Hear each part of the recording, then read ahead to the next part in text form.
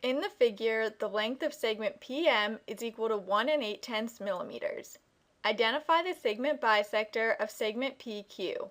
Then find the length of segment PQ. A segment bisector is a point, ray, line, line segment, or plane that intersects the segment at its midpoint. From the diagram, you can see that segment PM and segment MQ are congruent. So, M is the midpoint of segment PQ, and the segment bisector of segment PQ is ray MT. Now, to find the length of segment PQ, you can use the segment addition postulate. Point M is between points P and Q. So, by the segment addition postulate, the length of segment PM plus the length of segment MQ equals the length of segment PQ. You are told that the length of segment PM is 1 8/10 millimeters, and because segment MQ is congruent to segment PM, the length of segment MQ is also 1 8/10 millimeters. So you can substitute 1 8/10 in for the length of segment PM and 1 8/10 in for the length of segment MQ. 1 8/10 plus 1 8/10 gives you 3 6/10. Therefore, the length of segment PQ is 3 6/10 millimeters. Point M is the midpoint of segment AB. Find the length of segment AB. To find the length of segment AB, you first need to find the value of x. In this problem, you are told that point M is the midpoint of segment AB, and you can also see from the diagram that segment AM is congruent to segment MB.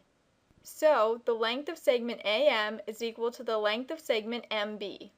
The length of segment AM is equal to 3x minus 4, and the length of segment MB is equal to 2x plus 1. So, you can substitute 3x minus 4 in for the length of segment AM, and 2x plus 1 in for the length of segment MB. Now, to solve for x, you can first subtract 2x from both sides of the equation. This gives you x minus 4 equals 1. Next, you can add 4 to both sides of the equation. This gives you x equals 5. So, the value of x is 5. Now, by the segment addition postulate, the length of segment AB is equal to the length of segment AM plus the length of segment MB. Again, you can substitute 3x minus 4 in for the length of segment AM, and 2x plus 1 in for the length of segment MB. When you combine like terms on the right-hand side of the equation, 3x plus 2x gives you 5x, and negative 4 plus 1 gives you negative 3. Now, you found the value of x to be 5. So, you can substitute 5 in for x. When you simplify, 5 times 5 gives you 25, and 25 minus 3 gives you 22. Therefore, the length of segment AB is equal to 22. A. The endpoints of segment AB are A, negative 8, 7, and B, 5, 1. Find the coordinates of the midpoint M. And B. The midpoint of segment PQ is M, 2, negative 3.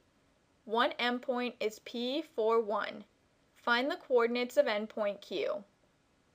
In part A, to find the coordinates of the midpoint M, you can use the midpoint formula. Let x1 equal negative 8, y1 equal 7, x2 equal 5, and y2 equal 1. You can substitute these values into the midpoint formula.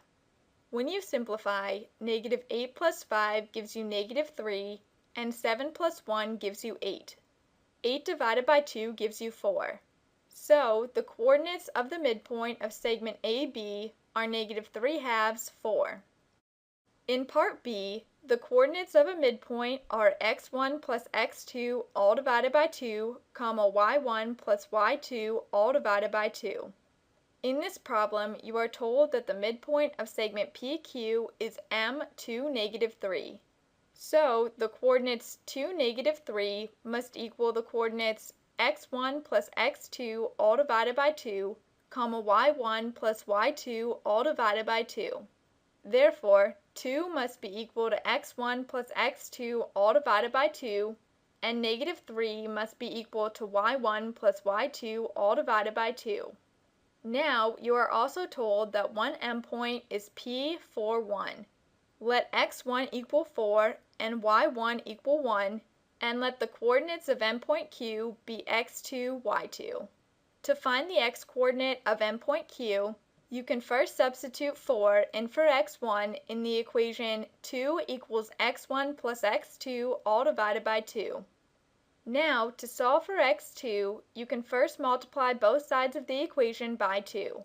This gives you 4 equals 4 plus x2. Next, you can subtract 4 from both sides of the equation. This gives you 0 equals x2. So, the x-coordinate of endpoint Q is 0. To find the y-coordinate of endpoint Q, you can first substitute 1 in for y1 in the equation -3 equals y1 plus y2 all divided by 2. Now, to solve for y2, you can first multiply both sides of the equation by 2. This gives you -6 equals 1 plus y2. Next, you can subtract 1 from both sides of the equation. This gives you -7 equals y2. So, the y-coordinate of endpoint Q is -7. Therefore, the coordinates of endpoint Q are 0, -7. Use the information in example 4. You bicycle 5 miles east, then 2 miles north from your apartment to a friend's house. Estimate the distance between your friend's house and your school. To solve this problem, you can first model the situation using a coordinate plane with your apartment at the origin. Now, in example 4, you are told that your school is 4 miles east and 1 mile south of your apartment. This location can be represented on the coordinate plane by the point S4, -1. Also, in this problem, you are told that you bicycle 5 miles east and then 2 miles north from your apartment to a friend's house. This location can be represented on the coordinate plane by the point F52. Now, to find the distance between points F and S, or the length of segment FS, you can use the distance formula. Let x1 equal 5, y1 equal 2, x2 equal 4, and y2 equal -1. You can substitute these values into the distance formula. Now you can simplify. 4 minus 5 gives you -1, and -1 minus 2 gives you -3. -1 squared gives you +1, and -3 squared gives you +9. 1 plus 9 gives you 10. So, the length of segment FS, or the distance between points F and S, is equal to the square root of 10, which is approximately equal to 3 2/10.